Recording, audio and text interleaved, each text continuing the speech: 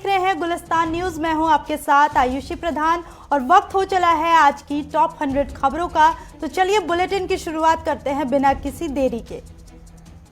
आज प्रधानमंत्री नरेंद्र मोदी ने राज्यसभा में राष्ट्रपति के अभिभाषण पर हुई चर्चा का जवाब दिया। पीएम मोदी ने किसानों से आंदोलन को खत्म करने की अपील की। कहा, मिल बैठकर हम करेंगे चर्चा। पीएम मोदी ने कहा कि अब तक 2.25 करोड़ किसानों को क्रेडिट कार्ड दिया गया। हमने फसल बीमा योजना का दायरा भी बढ़ाया है। पीएम मोदी ने विपक्ष पर जमकर निशाना साधा। कहा, भारत ने कोरोना से जीती जंग, लेकिन विपक्ष मजाक उड़ाता रहा। प्रधानमंत्री नरेंद्र मोदी ने कहा, इस समय दुनिया की नजरें भारत की तरफ हैं। भारत में दुनिया का सबसे बड़ा टीकाकरण अभियान चल रहा है। उत्तराखंड के चमोली में ग्लेशियर टूटने से भारी तबाही हुई है। कई लोगों के शव बरामद किए जा चुके हैं। वहीं 100 से ज्यादा लोग लापता हैं। इस हादसे में करीब 153 लोगों के लापता होने की आशंका है। अब तक 15 लोगों की मौत हो चुकी है। ग्लेशियर फटने से धौली गंगा नदी में जल स्तर बढ़ने से ऋषि गंगा पावर प्रोजेक्ट भी पूरी तरह से बर्बाद हो गया है। चमोली के तपोवन में एनटीपीसी प्रोजेक्ट को भी बहुत बड़ा नुकसान हुआ है। कई मजदूरों का अब तक कोई पता नहीं है। तपोवन टनल से अब तक 16 लोगों को सुरक्षित रेस्क्यू किया गया है। टनल में अभी भी रेस्क्यू ऑपरेशन चलाया जा रहा है। चमोली जिले में रात भर राहत और बचाव के काम चलते रहे। आईटीबीपी, एनडीआरएफ और एसडीआरएफ की टीम लगातार बचाव के काम में लगी हुई है। तपोवन में आई आपदा से 13 गांवों का संपर्क टूट गया है। वहां हेलीकॉप्टर के जरिए राशन के पैकेट्स गिराए जा रहे हैं। सीएम त्रिवेंद्र सिंह रावत ने मृतकों के लिए 4-4 लाख रुपए के मुआवजे का ऐलान किया है। वहीं केंद्र सरकार ने जान गंवाने वालों को 2-2 लाख रुपए की मदद देने की घोषणा की है। उत्तराखंड त्रासदी पर बीजेपी नेता उमा भारती ने चिंता जताई और कहा कि केंद्रीय मंत्री रहते हुए मैंने गंगा और सहायक नदियों पर पावर प्रोजेक्ट न बनाने के लिए आग्रह किया था। चमोली घटना पर अमेरिका और फ्रांस ने दुख जताया है। वहीं तुर्की ने भी दुख जताते हुए त्रासदी के बाद मदद की पेशकश की है।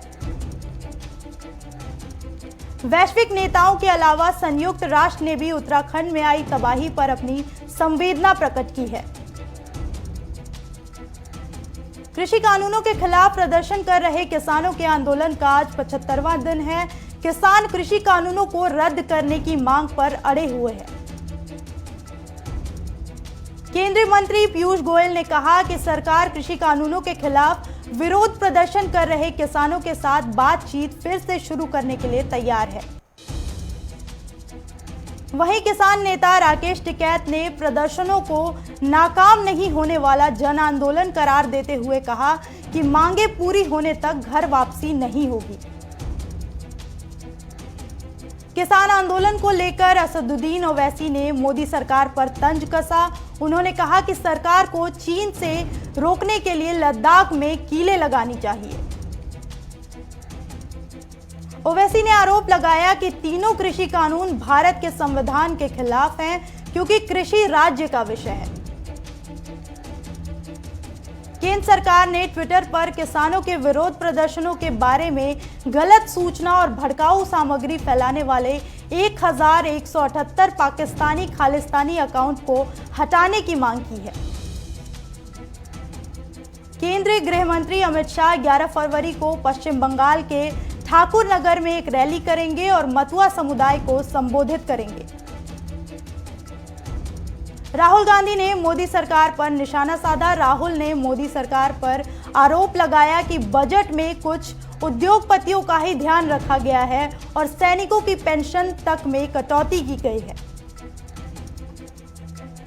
हरियाणा के गृह मंत्री अनिल विज के भाई कपिल विज के साथ मारपीट के मामले में हरियाणा पुलिस के डीआईजी अशोक कुमार के खिलाफ मामला दर्ज किया गया है। डीआईजी अशोक कुमार के खिलाफ अंबाला के सदर पुलिस थाना में धारा 323, 294 और 506 के तहत मामला दर्ज किया गया है।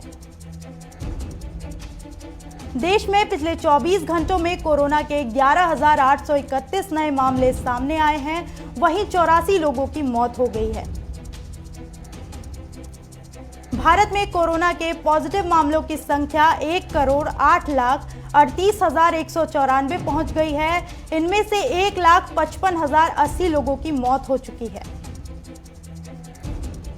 वहीं देश में अब तक कुल 58,12,362 लोगों को कोरोना वायरस की वैक्सीन लगाई गई है। कोरोना के बीच राजस्थान, बिहार, उत्तराखंड और ओडिशा में आज से स्कूल खुल गए हैं। इस दौरान कोरोना की गाइडलाइन का सख्ती से पालन किया जा रहा है। तमिलनाडु में सत्ताधारी अन्ना द्रमुक ने पूर्व सीएम जयललिता की करीबी और पार्टी से निष्कासित नेता शशिकला के खिलाफ पुलिस ने शिकायत दर्ज कराई है। जम्मू कश्मीर में भूकंप के झटके महसूस किए गए हैं। रिक्टर स्केल पर भूकंप की तीव्रता 3.5 मापी गई है। नोएडा मेट्रो की सुपरफास्ट सेवा आज से शुरू हो गई है। सुपरफास्ट सेवा सुबह 8 बजे से 11 बजे और शाम 5 बजे से रात 8 बजे तक चलाई जाएगी। सुपरफास्ट मेट्रो ट्रेन 21 स्टेशनों में से 10 स्टेशन पर नहीं रुकेगी। ये वो स्टेशन होंगे जहां ऑफिस टाइम में कम लोग चढ़ते और उतरते हैं। आंध्र प्रदेश के मुख्यमंत्री वाईएस जगनमोहन रेड्डी ने प्रधानमंत्री को चिट्ठी लिखकर आरआईएनएल के निजीकरण के फैसले पर पुनर्विचार करने की मांग की है।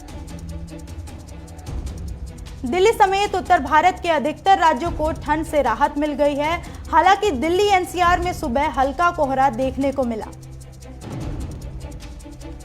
मौसम विभाग के मुताबिक अगले 24 घंटों के दौरान बिहार, झारखंड और पश्चिम बंगाल के कुछ हिस्सों में बारिश होने की संभावना है।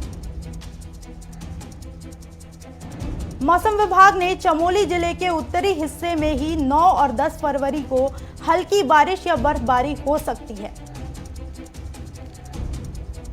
लखनऊ के होटल में तोड़फोड़ और गार्ड के साथ मारपीट करने के मामले में पुलिस ने 7 आरोपियों को गिरफ्तार किया है। भारत ने चीन पर निगरानी रखने के लिए सख्त कदम उठाए हैं। भारत ड्रोन, सेंसर्स, टोही विमान और इलेक्ट्रॉनिक युद्ध के औजारों के जरिए चीन की हरकतों पर पैनी नजर रखेगा। राजधानी में प्याज के दाम एक बार फिर से बढ़ गए हैं। बाजार में 50-60 रुपए प्रति किलो बिक रहा है प्याज। राजस्थान के भीनमाल कांग्रेस ने नगरपालिका चुनाव में पालिका अध्यक्ष पद के लिए जीत हासिल कर ली है। नरेश सेठ को नगरपालिका के अध्यक्ष बनाया गया है। राजस्थान के तारानगर नगरपालिका चुनाव 2021 में कांग्रेस ने बहुमत के साथ बाजी मारकर जीत हासिल कर ली है। प्रियंका बानो को नगरपालिका अध्यक्ष बनाया गया है। राजस्थान के बूंदी में भी नगर निकाय चुनाव में कांग्रेस के 6 प्रत्याशियों ने बम्पर जीत हासिल की है। यहां कांग्रेस नेताओं की आशा शर्मा नगर पालिका अध्यक्ष बनी हैं। कोटा में इंडियन रेलवे ट्रैफिक सर्विसेज बीच वरिष्ठ नेता रेलवे अधिकारी ने जंक्शन पर यात्रियों की सुविधाओं और स्टेशन का निरीक्षण किया। इस दौरान अव्यवस्थाओं को लेकर नाराजगी जताई है। भीनमाल में बाल संबद्ध बांध के सौंदर्यीकरण को लेकर उपखंड अधिकारी ओम प्रकाश की अध्यक्षता में बैठक आयोजित की गई। बैठक में बांध के विकास और अतिक्रमण को हटाने पर चर्चा हुई। भीनमाल में कोविड-19 से बचाव के लिए हेल्थ वर्करों को के साथ साथ पुलिस जवानों को भी कोविड वैक्सीन लगाई गई। भीनमाल में फालना नगर पालिका चुनाव में विधायक राणावत के नेतृत्व में बीजेपी के 8 और 11 निर्दलीय प्रत्याशियों का समर्थन से बीजेपी ने जीत हासिल कर ली है। राजस्थान के बूंदी में 3 ग्राम पंचायतों में शराब माफिया बेखौफ तरीके से अवैध शराब का कारोबार कर रहे हैं। प्रशासन भी कोई कार्रवाई नहीं कर रहा है। राजस्थान के धौलपुर में चेक पोस्ट पर ट्रक चालकों पर अवैध वसूली का दबाव बनाने का विरोध करने पर परिवहन विभाग के गार्डों ने ट्रक ड्राइवरों के साथ मारपीट की है। जमशेदपुर में एक युवती की अचानक मौत की खबर के बाद से महिला के परिजनों ने युवती के दोस्त पर हत्या का आरोप लगाया है। पुलिस मामले की जांच कर रही है।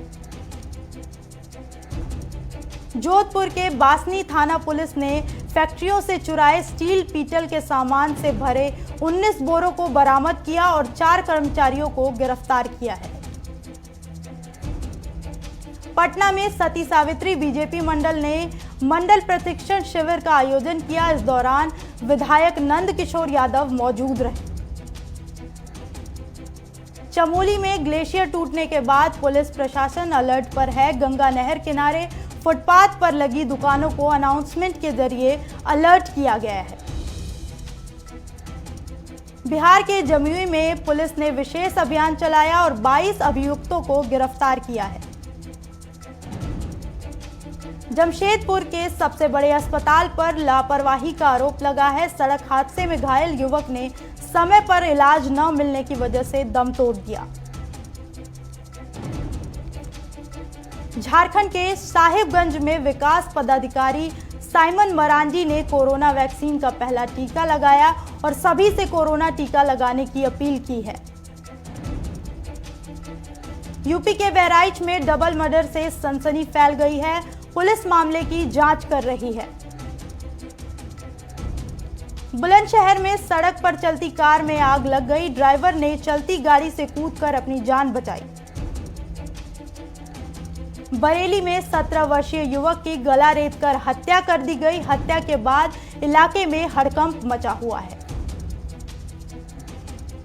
यूपी के अमरोहा ने बिजली ट्रांसफार्मर चोर गिरोह का खुलासा किया और 4 आरोपियों समेत 14 ट्रांसफार्मर भी बरामद किए हैं। यूपी के बागपत में एक पति ने घरेलू विवाद के चलते अपनी गर्भवती पत्नी और 3 साल की बेटी की हत्या कर खुद ही गिरफ्तारी के लिए थाने पहुंचा। यूपी के हरदोई में एक आश्रम पर दबंगों ने अवैध कब्जा कर लिया। साधु संतों ने कार्रवाई की मांग करते हुए कहा कि आश्रम को दबंगों से मुक्त नहीं किया गया तो साधु संत धरने पर जाएंगे। बठिंडा में नगर निगम चुनाव के लिए सुखबीर सिंह बादल ने अपने शिरोमणि अकाली दल पार्टी के उम्मीदवारों के हक में चुनाव प्रचार किया गया है। यूपी के अमरोहा में जिले के सभी अधिकारियों का कोरोना टीकाकरण हुआ। टीकाकरण की अगली डोज अब 5 मार्च को दी जाएगी। यूपी के महोबा में आबकारी विभाग ने शराब बनाने वाली फैक्ट्री में छापेमारी की। छापेमारी के दौरान शराब बनाने वाली सामग्री के साथ 2 लोगों को गिरफ्तार किया है। कर्नाटका के भाल्की में स्वतंत्रता सेनानी को 9 महीने से पेंशन नहीं दिया गया है। बुजुर्ग स्वतंत्रता सेनानी ने सरकार से मदद की गुहार लगाई है। कर्नाटक के बस कल्याण में बेट जंगम समुदाय ने आरक्षण के लिए मोर्चा खोल दिया है और एसटी सर्टिफिकेट देने की मांग की है। बिहार के सुपौल में बढ़ते अपराध को लेकर महागठबंधन ने 1 दिवसीय अनशन किया। रजद ने प्रदेश उपाध्यक्ष के नेतृत्व में अनशन का आयोजन किया गया है। बेंगलुरु में कांग्रेस अध्यक्ष डीके शिव कुमार ने विधान परिषद के सभापति सीट के लिए उम्मीदवार उतारने का फैसला लिया है। बागपत में कोहरे के चलते हादसा हो गया, जहां 30 वाहन आपस में टकरा गए और दर्जन भर से ज्यादा लोग घायल हो गए। सेंसेक्स 369 अंकों की बढ़त के साथ 51,370 पर कारोबार कर रहा है। वहीं निफ्टी 175 अंक ऊपर 15,099 पर कारोबार कर रहा है। पेट्रोल डीजल के दामों में कोई बदलाव नहीं हुआ है। पेट्रोल 86.95 रुपए और डीजल 77.13 रुपए के हिसाब से बिक रहा है। 2021 में करीब 30 कंपनियां आईपीओ लॉन्च करने के लिए तैयार हैं। इस साल में अब तक कुल 5 कंपनियों ने आईपीओ लॉन्च किया है। अडानी ग्रुप ने मुंबई इंटरनेशनल एयरपोर्ट में 23.5% हिस्सेदारी खरीद ली है। अब मुंबई एयरपोर्ट की कमान अडानी ग्रुप के हाथ में है। 2021 की दूसरी तिमाही में एप्पल आईफोन 12 मिनी का प्रोडक्शन बंद कर सकती है। आईफोन 12 मिनी की कमजोर मांग को देखते हुए कंपनी इसे बंद करने का फैसला कर रही है। देश में बिजली आपूर्ति 183 गीगावाट से कम रही है। यह 2020 की सर्वाधिक आपूर्ति 176.38 गीगावाट के मुकाबले ज्यादा है। बिजली की मांग बढ़ने का मतलब है कि देश में आर्थिक गतिविधियां खुल रही हैं। इससे कमर्शियल और इंडस्ट्रियल सेक्टर में मांग खुलेगी। MG मोटर्स अपनी updated mid size SUV ZS EV को भारत में लॉन्च करेगी। कंपनी का दावा है कि सिंगल चार्ज में कार करीब 340 किलोमीटर चलेगी। मौजूदा ZS EV की एक्स शोरूम कीमत 20.88 से 23.58 लाख तक है, लेकिन अपडेटेड मॉडल की कीमत इससे ज्यादा हो सकती है। देश का विदेशी मुद्रा भंडार 590 अरब डॉलर की रिकॉर्ड ऊंचाई पर है। इस भंडार के साथ अब भारत कर्जदार से कर्जदाता देश बन गया है। दुनिया भर में कोरोना वायरस के 24 घंटों में 3.41 लाख से ज्यादा नए केस सामने आए हैं। वहीं 7,760 लोगों की कोरोना के चलते मौत हो चुकी है।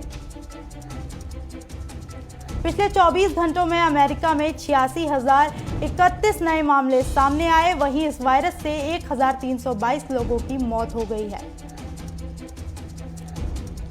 अमेरिका के कैलिफोर्निया राज्य में कोरोना से रोज 500 मौतें हो रही हैं, जिसकी वजह से यहां वैक्सीन के विरोध में प्रदर्शन किया जा रहा है। चीन ने नेपाल पर वैक्सीन लेने के लिए दबाव डाला है। न्यूज एजेंसी के मुताबिक यह दबाव तब से बनाया जा रहा था जब चीन की वैक्सीन का डेटा भी मौजूद नहीं था और न ही इसकी पुष्टि हुई थी। अमेरिका में 2022 के लिए H-1B वीजा रजिस्ट्रेशन 9 मार्च से शुरू होगा और यह प्रक्रिया 25 मार्च तक चलेगी। यांगोन में 30,000 से ज्यादा लोगों का प्रदर्शन किया जा रहा है। इस दौरान लोगों ने अपनी उम्र लंबी हो मायू से सैन्य तानाशाही खत्म करने के लिए नारे लगाए हैं। अमेरिकी बिजनेसमैन डेव स्प्रे ने शरीर से स्टेम सेल निकलवाकर दोबारा ट्रांसप्लांट करवाया। इससे 180 साल जीने का दावा किया जा रहा है। हांगकांग में बच्चों को राष्ट्रवाद की शिक्षा देने के लिए नई एजुकेशन गाइडलाइंस जारी की गई है। इसके तहत चीनी नेता ऐसी शिक्षा पर जोर डाल रहे हैं जिससे वे चीन के प्रति वफादार बने। नीदरलैंड्स की स्टूडियो रोज गार्ड फिल्म ने पिछले दिनों एक अलग ही किस्म का प्रयोग किया। खेतों में पौधों के साथ लाखों डांसिंग LED लगाकर रोशनी की गई है। पाकिस्तानी जनरल कमर बाजवा ने कहा कि कश्मीर मुद्दे का हल बातचीत से निकलना चाहिए, जिसके बाद अब प्रधानमंत्री इमरान खान ने कहा कि वो कश्मीर का हल शांतिपूर्ण ढंग से चाहते हैं। कई साल बाद फिर एक साथ अजय देवगन और अमिताभ बच्चन में डे में स्क्रीन शेयर करेंगे। शूटिंग की तस्वीरें वायरल हुई। अडल्ट वीडियो अपलोड करने के मामले में पुलिस हिरासत में गहना के 5 वीडियोस गई। दरअसल ये वीडियोस उन्होंने हाल ही में इंस्टाग्राम पर अपने फैंस के साथ शेयर की थी।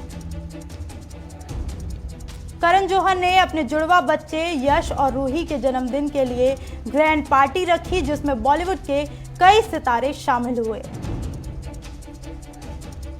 सौम्या टंडन ने घूमर सॉन्ग पर धमाकेदार डांस किया। अब तक लाखों बार इस डांस का वीडियो देखा जा चुका है।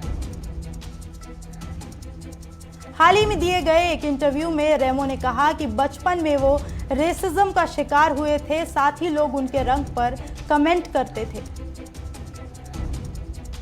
ऑस्ट्रेलियन ओपन टेनिस में अंकिता रैना मेन ड्रॉस में जगह बनाने वाली 5वीं भारतीय महिला बनी हैं, जिसके बाद अब अंकिता वुमेन डबल्स में खेलेंगी।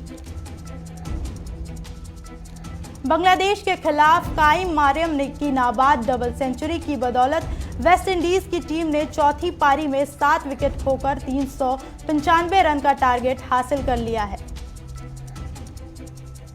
आज से भारत और इंग्लैंड के दूसरे टेस्ट के लिए ऑनलाइन टिकट की बिक्री शुरू हो चुकी है, जिसके बाद 50% दर्शक स्टेडियम आ सकेंगे।